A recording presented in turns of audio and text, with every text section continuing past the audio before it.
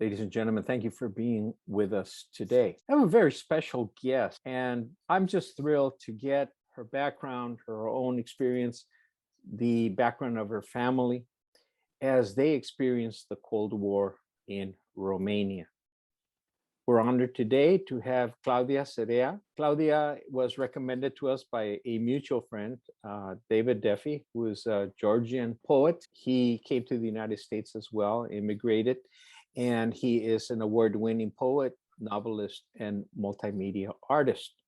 And when I interviewed David, he immediately said, "Oh, you've got to talk to Claudia. You have to." So here we are today. And again, we're very honored to have Claudia from New Jersey, not near Romania right now. But let me give you a little bit of background about Claudia Serea. She's Romanian-born. She immigrated into the United States in 1995, and her poems and translations have appeared in Meridian, Mudfish, Main Street Rag, Harper Palette, Exquisite Corpse, and many more other publications and journals, anthologies as well. And we hope to sneak in one of her poems today into the show. So I'm looking forward to that. So background, where is Claudia from? She's from Romania. Romania is a Southeast European country. Capital is Bucharest. I've never been there, but the pictures are beautiful. I mean, you got to just imagine what the area is. Mountainous, mountains, forest, and we will visit there soon. In 1944, at that time, the Soviet Union, now referred to as Russia, back there, the Soviet Union, went into a military occupation in 1944, and it became more ruthless in 1950s. In the 1960s, the story has it that the country, Romania, was still being very ruthlessly taken over by the secret police. It was the worst thing that anyone could be called at that time was enemy of the state. And there was a Romanian revolution in 1989 seeking their independence from the Soviet Union. So this show is about the Cold War. We focused that era. We're looking at it from the perspective of her life, her family's life.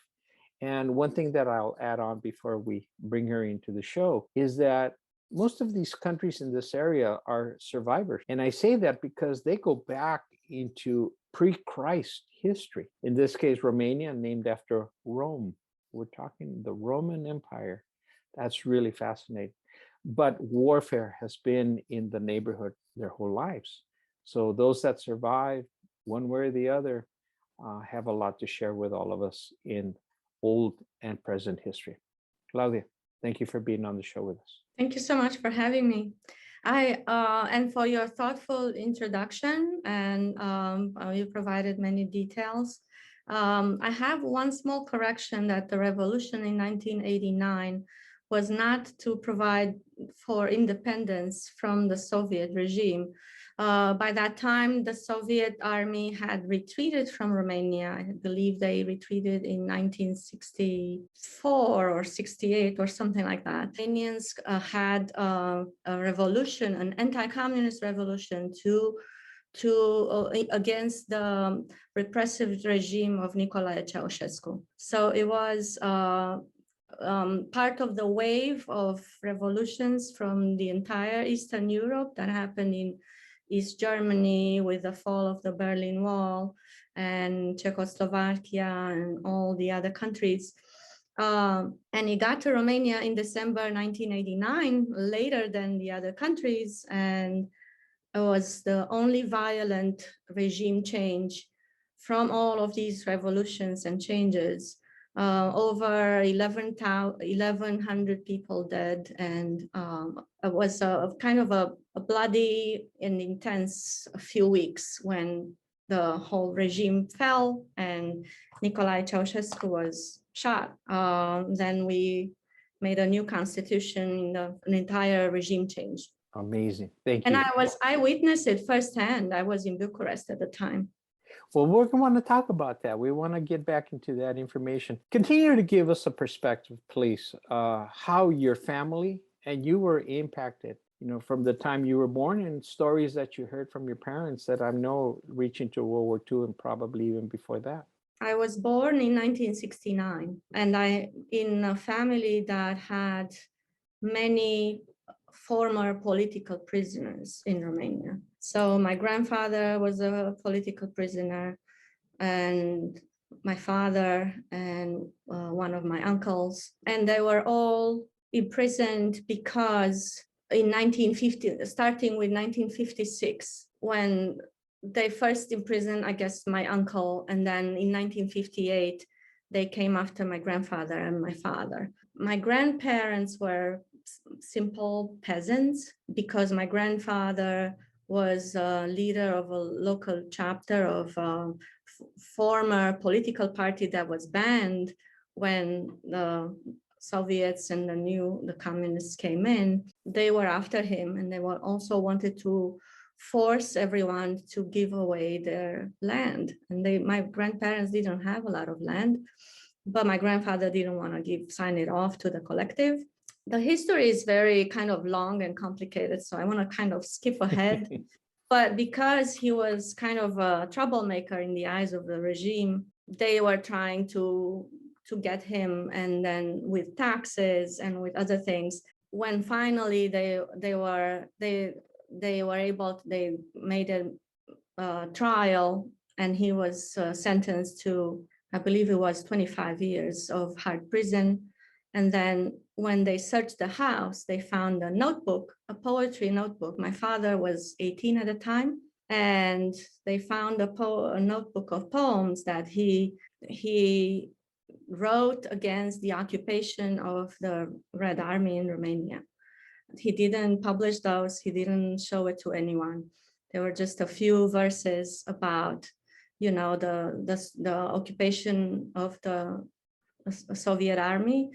And then my father kind of was also considered an enemy of the people and sent to a military tribunal and sentenced to 80 years, of which he served 5. And so a few years ago, after I immigrated to the United States, I realized that this kind of history isn't really not known at all here, or very few people write about this. And so that was my first discovery.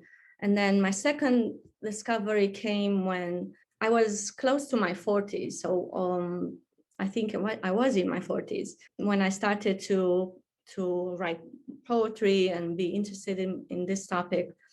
And I realized that I was around the age of my grandmother when all of this happened, when she lost her husband and sons to prisons, and she was forced out of her house, and she lost everything that she had.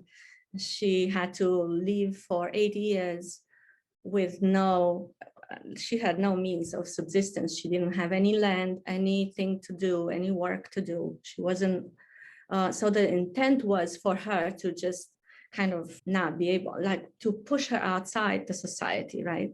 So when I realized that I was her age when this happened, I started to write about this topic.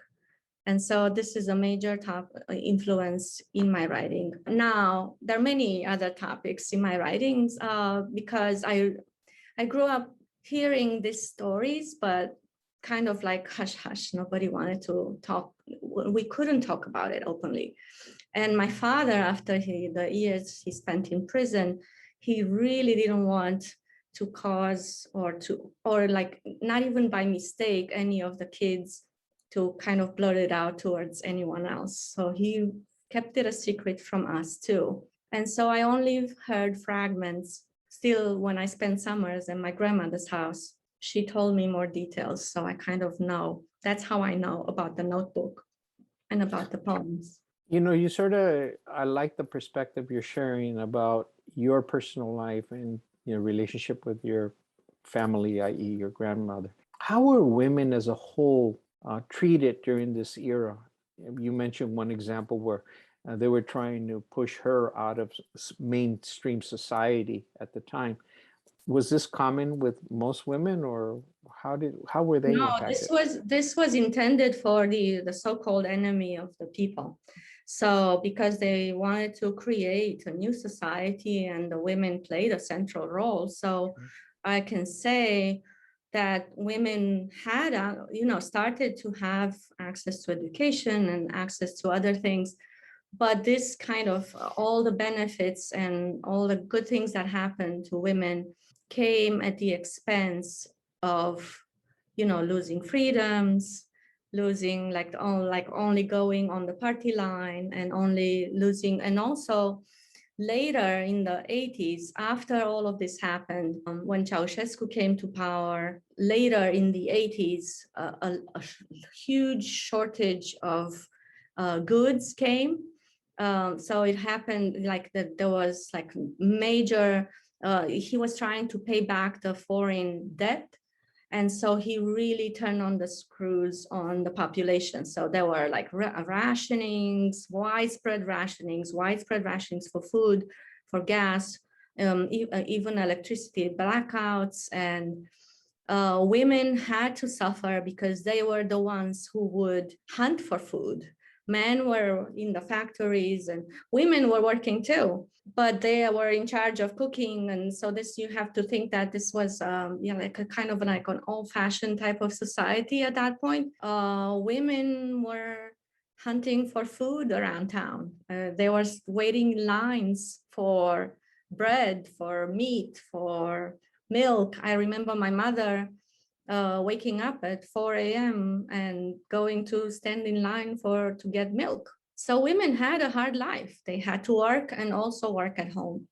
And did they take the children with them, or did they leave them at home so that you guys take care of yourselves until I come back? I grew up, we were by ourselves. We were kids by ourselves. I have a younger brother, and I was the older one, and I took care of him.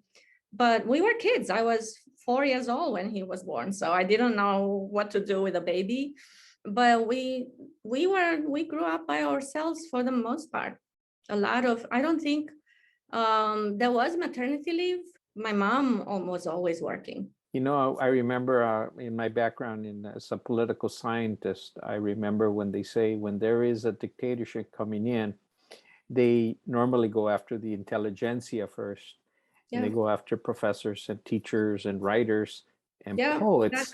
And they specifically said poets. And I sort of, from that moment on, I've always wondered, I thought, it must be a major force that governments must contend with when somebody is a poet. Any kind of writer and poets, well, there was censorship. So there was like widespread censorship. You couldn't publish anything without someone, reading it first. And many poets fell into this underground. But even the underground in Romania, I can tell you, was not as, it was really like, it was like you hear stories from samizdat and Xerox copies. It wasn't that widespread. It was like a lot of fear, and poets and writers didn't circulate even underground many of their materials, because they already had, at that point when I was growing up, they already had been all the class of intellectuals and intelligentsia that was after the war. They all have been in prison, and they all have been decimated by that point and taken out of the society. So when I was growing up, there wasn't really any kind of underground. I don't think was the only underground that we had was to listen to Radio Free Europe, and they had a rock hour. And so I used to listen to the rock hour. There was, I was very little, and just like, listening, and that's how I heard of Metallica and of Deep Purple and all these other bands that I had no way of listening to them on the regular radio or on TV or on concerts or any kind of other. There was no other way. I do a presentation on cruise ships related to the issue of propaganda and how art and rock and roll were used very much part of the propaganda being shipped out into the Eastern Europe bloc. So how did all these activities influence your upbringing and your writing? I honestly, well, when I started to write, I was influenced by the writers in Romania. And in Romania at that time, in the 80s, there was a lot of hiding. So everyone was hiding in metaphors. and in very abstract concepts. And so that's how I started. And as a kid, I wrote some sci-fi stories and all of that. And so there was a kind of like a very abstract poetry that I started with. And I wasn't really exploring any of these topics at all. Self-censoring, I guess, but I didn't think that that could be a possibility. So I didn't even try. I started to write about these topics after I immigrated to the United States, and I realized that this is a wide open space that nobody else had done. You know, a lot of people talk, not even, I mean, there are examples of other cultures, famous poets who published in the United States, Czeslaw Milosz and others, you know, about their own countries, and there are other literature in translation, but not much Romanian poetry talking about these kind of history issues. So that's when I started to write, which in English, which was about 2004. That was one of my topics. And so I started late, but I tried to explore some of the stories that I know from my grandmother, I wrote a kind of a conceptual chapbook. It's called The System, if you can look it up. It's about the repression system in Romania. So this little book that was published in New Zealand, it has poems. It's about the system of repression that starts with an informant, and then it goes to a trial, like a mock trial, and then it goes to a prison and labor camp. It kind of follows my father's steps and through the repression system. And then when he got out of the prison, he was again followed by the secret police, and there were again informants filing reports after him. So it's kind of like a full circle of repression. So it's a little book it's not very specific about my father. It's just like more about the system, the entire system. Did your father get to see the end of the Cold War? Yes. What did he think when it happened? 1989. We were ecstatic. We were extraordinarily happy and out of our minds. And even if it was dangerous to be outside or go to these conflict zones where there were, you know, shooting, and some so-called terrorists were shooting and the army was responding, and it was a crazy time, but we would still try to get close to that, even though it was a dangerous time. When you arrived to the United States, you know, now you began to see and compare both societies and how both societies see history. What was your take on that at that time? Well, when I came to the United States, I had a little bit of taste of freedom in Romania too, because I didn't come immediately after 89. I came in 1995 after the whole system fell to pieces in Romania. What happened in Romania after the revolution, there were some other movements, there was no political class, and only people who were connected to former second tier of the party, and even the repression system, and even, you know, people who had already the connections, they kind of ascended to power, but they were the second tier. They weren't the most visible that they used to be before, right? Mm-hmm. So that's kind of how it started. And so it was very disappointing for us who were very young to see that the second tier kind of like got to power, and this whole thing, you know, was kind of all for nothing, you know. And at the same time, a lot of other things happened. The whole economic system kind of fell apart, and all of a sudden there were no more jobs. There was like total collapse. So then I kind of like, we struggled for a little while to try to find a new way. And then it became very popular to immigrate at that time. Like whoever had any kind of anything or any kind of way of out of the country, they just went ahead and immigrated. And when you say immigrated, they immigrated worldwide, not just the United States. Is that correct? It became more pronounced to immigrate in Europe once the Romania joined the European Union. But when I came to the United States, I applied to the so-called diversity visa, which is that kind of like a green card lottery, it's called. And I applied to get a green card, basically. And I won that lottery. So then we had to decide, like, I didn't know if I should come. And so then I thought maybe I'd just come and give it a try, even though it was the trip of my life. So when I came to the United States, for many years, I didn't have a clear idea or a clear understanding of the system, because we worked in restaurants. I was trying to make sense of my own life, and I was trying to I went back to school. I had to do so many things to kind of survive, that I didn't get a chance to compare systems or notes. And so I don't think I can compare. It's because they're so different. Now they're getting a little closer after Romania joined the European Union. Now everything that's here, it's there too. Lifestyle is very similar to their lifestyle is very similar to other countries in Europe. Now it's a lot closer. Do you travel a lot back and forth? Yeah, I go every year to see my family. My family is still there. Yeah, we go to the beach, we go in Bucharest. It's very nice, and it's very European and very, very nice. It's very nice now.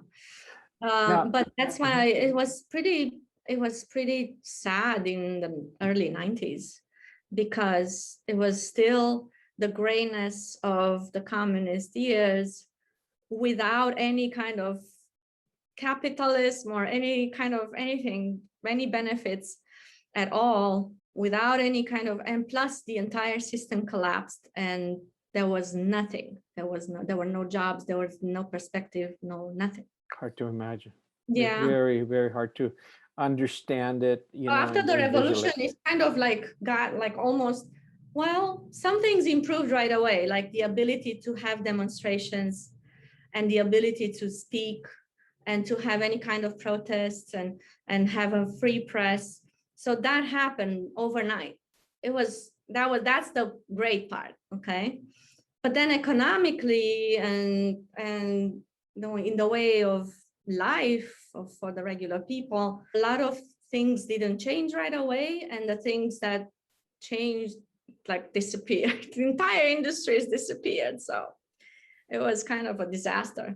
Yeah, they were controlled by, they were actually just maintained by the government to keep operating. Yeah, and then the new government couldn't do much, or I'm not sure, they just tried different things, and they weren't very competent, I should say. No, they didn't need to be, because the government was funding everything.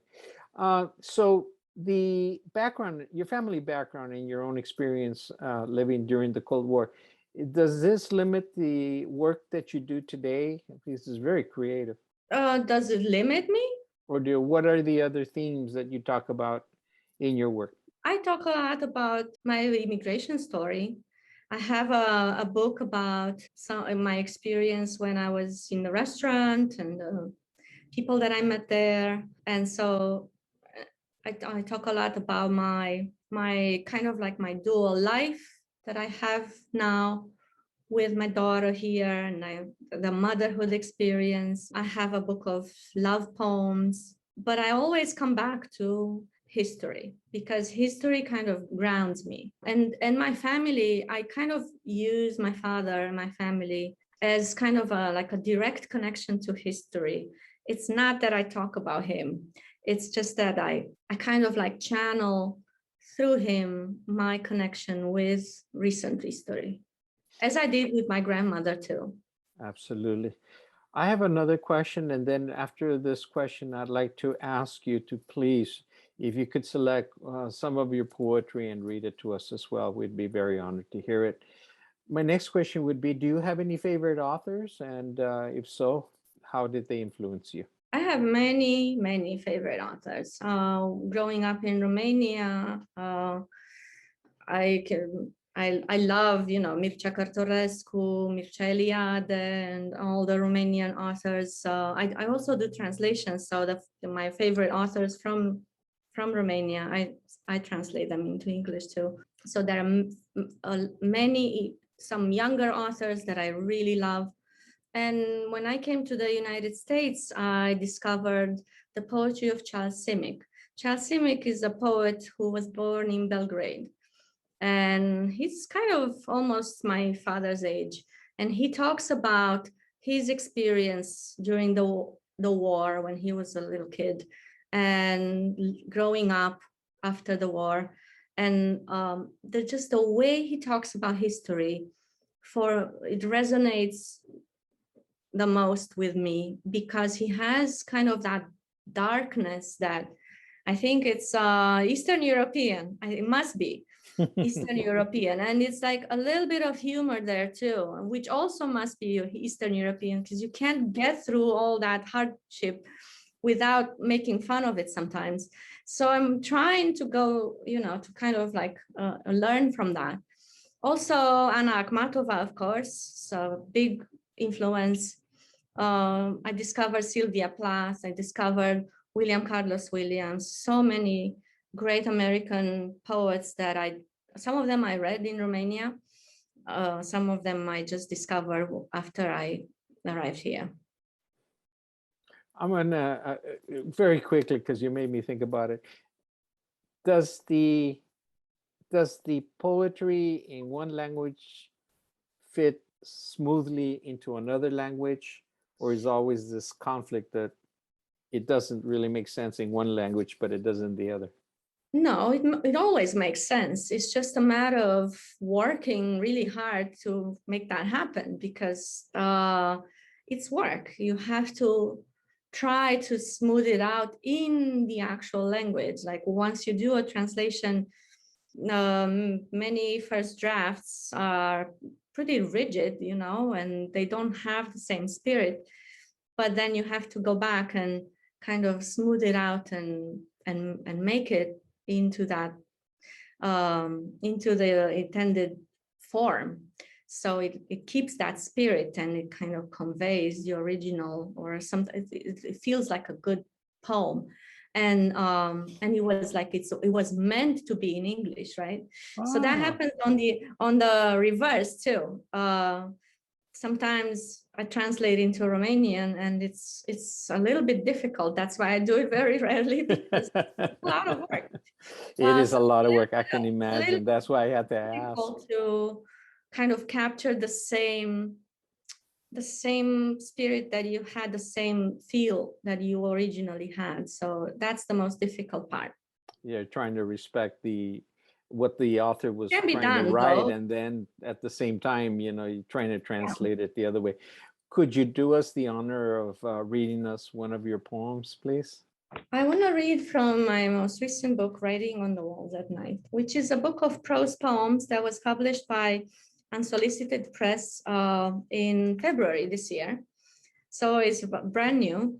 And it has poems inspired by history and by my growing up in Romania and my family. And it's kind of surreal. And I want to read, and I want to read a poem called Dark Calligraphy. And it's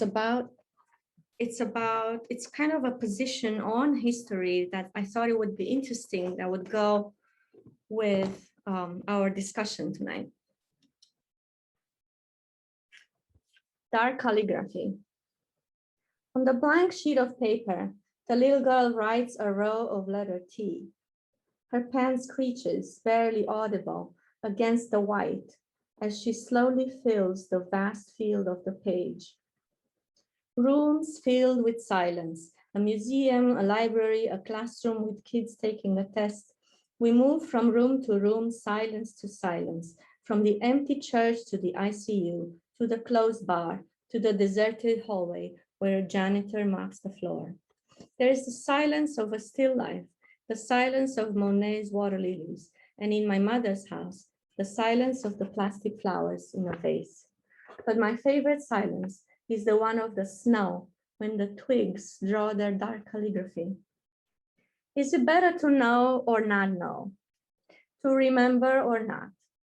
To notice or glide by?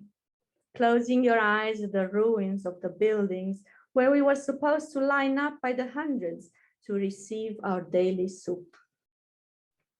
Snow and silence the enemies. Snow falls covering everything, making it feel all right.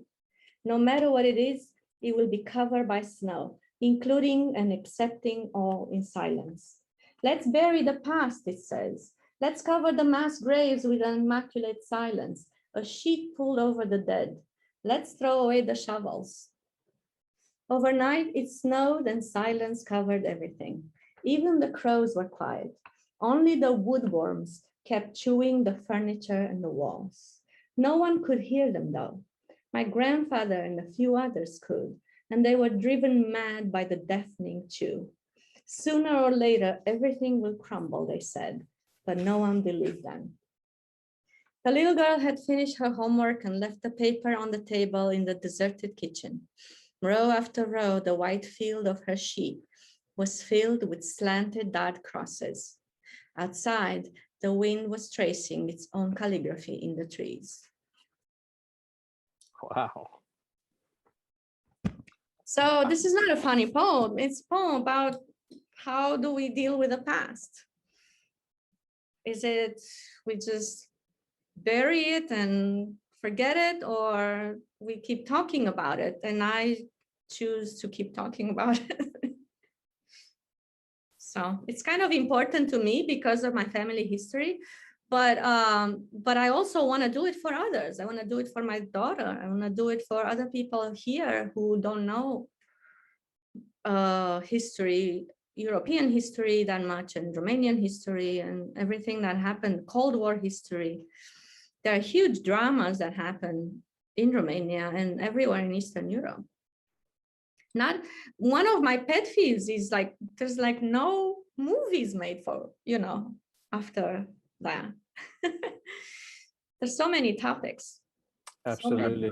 And they're stressing the human ability to endure, but by the same token, it makes us understand how resilient people in Europe have been, especially in the Eastern Bloc, to survive these kind of atrocities that have been ongoing. What happens now with our war in Russia, it's an extension of the Cold War. Yes. It really is. It's everyone, that's why all of Romania and all my friends and everyone was scared to death when that happened in February, because it could have happened to us. It could be, it's like really hits very close to home. And I know people everywhere in the world reacted to this, but it was very, very closely felt in Romania, in Poland, in all these countries that are like still scared to death of Russia. Absolutely. No, there's no insurance that it won't carry over into other countries as well. Yeah. And you have firsthand experience in that area. Before we get to our final question and closing statements, I'd like to ask you, could you please provide us with where our viewers and listeners can find more information about you and your future work? I have a website. It's more of a blog where I don't really blog that much, but it has all my information. It's on Tumblr. It's cserea.tumblr.com. I'm also on Instagram and Twitter with the same handle at Claudia_poetry. And I'm also on Facebook. I'm not very active. I'm more active on Facebook, but I'm not very active on social media. But I'm trying, I can try to get to, if anyone has a question or wants to get in touch, I circle around like every once in a while. I'm glad. Yeah, there's somewhere along the line you're going to have to sleep. You know that. I don't have time. Yeah, I don't have a lot of time. So great people doing great things usually don't have time, and that's what I'm hearing here as well. Unfortunately, we're coming to the end of the show, so I'd like to sort of give it over to you, and I'd like to hear your closing statements. Thank you so much again for spending taking the time and have hosting me and spending the time hearing my stories. There are many stories about Eastern Europe that people don't know. It's one of my major topics I write about. If you are curious about my poems, you can buy my books. You can find them on Amazon, but you can also just Google my name, and I have a lot of poetry published online. So you'll find a lot of my poems online already. And to my fellow writers, please write what speaks to you. Please write of what is true.